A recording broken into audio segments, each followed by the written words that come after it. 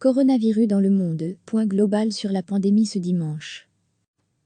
Nouveau bilan, nouvelles mesures, faits marquants, un point sur les dernières évolutions de la pandémie de Covid-19, qui a déjà fait plus de 109 000 morts dans le monde. La Chine, où l'épidémie est globalement endiguée, a annoncé dimanche 97 nouveaux cas importés de contamination, c'est-à-dire dus à des personnes arrivant de l'étranger, niveau jamais atteint depuis début mars, et la publication de ce décompte. Sur ce total, les autorités sanitaires de Shanghai ont fait état de l'arrivée de 51 Chinois contaminés, à bord d'un même vol en provenance de Russie. La pandémie a tué au moins 20 608 personnes aux États-Unis, désormais pays le plus endeuillé, qui compte également le plus grand nombre de cas de contamination, 530 006, selon les derniers chiffres de l'université Johns Hopkins. À lire aussi, toutes nos infos sur le coronavirus dans le monde, la pandémie a fait au moins 109 300 morts depuis son apparition en décembre en Chine, selon un bilan établi par l'AF à partir de sources officielles dimanche, vers 10h GMT. Plus de 1 780 640 cas d'infection ont été officiellement diagnostiqués dans 193 pays et territoires depuis le début de l'épidémie.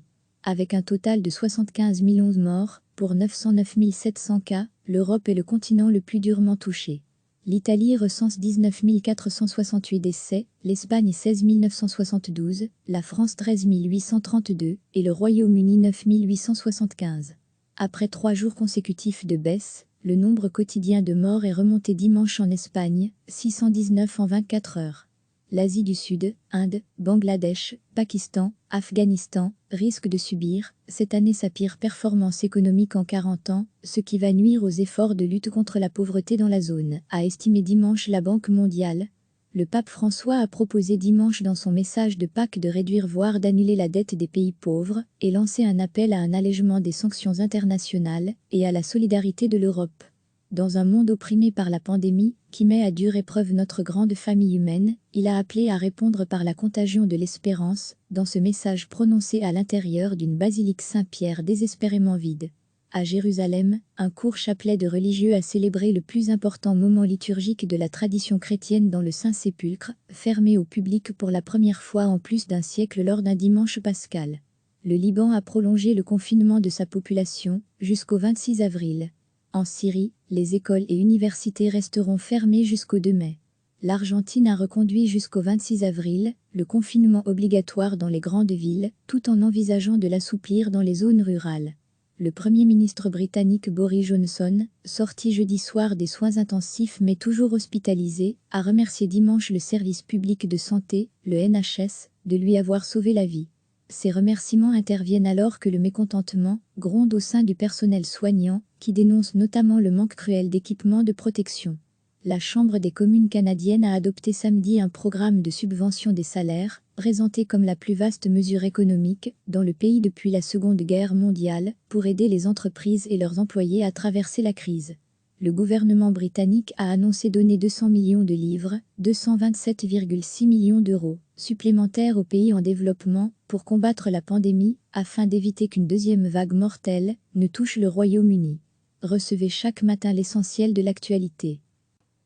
Nouveau bilan, nouvelles mesures, faits marquants, un point sur les dernières évolutions de la pandémie de Covid-19, qui a déjà fait plus de 109 000 morts dans le monde.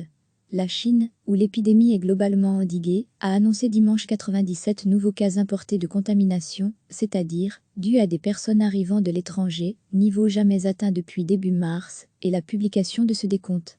Sur ce total, les autorités sanitaires de Shanghai ont fait état de l'arrivée de 51 Chinois contaminés, à bord d'un même vol en provenance de Russie. La pandémie a tué au moins 20 608 personnes aux États-Unis, désormais pays le plus endeuillé, qui compte également le plus grand nombre de cas de contamination, 530 006, selon les derniers chiffres de l'université Johns Hopkins. À lire aussi, toutes nos infos sur le coronavirus dans le monde, la pandémie a fait au moins 109 300 morts depuis son apparition en décembre en Chine, selon un bilan établi par l'AF à partir de sources officielles dimanche, vers 10h GMT. Plus de 1 780 640 cas d'infection ont été officiellement diagnostiqués dans 193 pays et territoires depuis le début de l'épidémie. Avec un total de 75 millions de morts, pour 909 700 cas, l'Europe est le continent le plus durement touché. L'Italie recense 19 468 décès, l'Espagne 16 972, la France 13 832 et le Royaume-Uni 9 875. Après 3 jours consécutifs de baisse, le nombre quotidien de morts est remonté dimanche en Espagne, 619 en 24 heures. L'Asie du Sud, Inde, Bangladesh, Pakistan, Afghanistan, risquent de subir, cette année sa pire performance économique en 40 ans, ce qui va nuire aux efforts de lutte contre la pauvreté dans la zone, a estimé dimanche la Banque mondiale. Le pape François a proposé dimanche dans son message de Pâques de réduire voire d'annuler la dette des pays pauvres et lancé un appel à un allègement des sanctions internationales et à la solidarité de l'Europe. Dans un monde opprimé par la pandémie, qui met à dure épreuve notre grande famille humaine, il a appelé à répondre par la contagion de l'espérance, dans ce message prononcé à l'intérieur d'une basilique Saint-Pierre désespérément vide. À Jérusalem, un court chapelet de religieux a célébré le plus important moment liturgique de la tradition chrétienne dans le Saint-Sépulcre, fermé au public pour la première fois en plus d'un siècle lors d'un dimanche pascal. Le Liban a prolongé le confinement de sa population jusqu'au 26 avril. En Syrie, les écoles et universités resteront fermées jusqu'au 2 mai. L'Argentine a reconduit jusqu'au 26 avril le confinement obligatoire dans les grandes villes, tout en envisageant de l'assouplir dans les zones rurales. Le Premier ministre britannique Boris Johnson, sorti jeudi soir des soins intensifs mais toujours hospitalisé, a remercié dimanche le service public de santé, le NHS, de lui avoir sauvé la vie. Ces remerciements interviennent alors que le mécontentement gronde au sein du personnel soignant, qui dénonce notamment le manque cruel d'équipements de protection. La Chambre des communes canadienne a adopté samedi un programme de subvention des salaires, présenté comme la plus vaste mesure économique dans le pays depuis la Seconde Guerre mondiale, pour aider les entreprises et leurs employés à traverser la crise. Le gouvernement britannique a annoncé donner 200 millions de livres, 227,6 millions d'euros, supplémentaires aux pays en développement, pour combattre la pandémie, afin d'éviter qu'une deuxième vague mortelle ne touche le Royaume-Uni. Cliquez sur s'abonner pour recevoir les dernières nouvelles.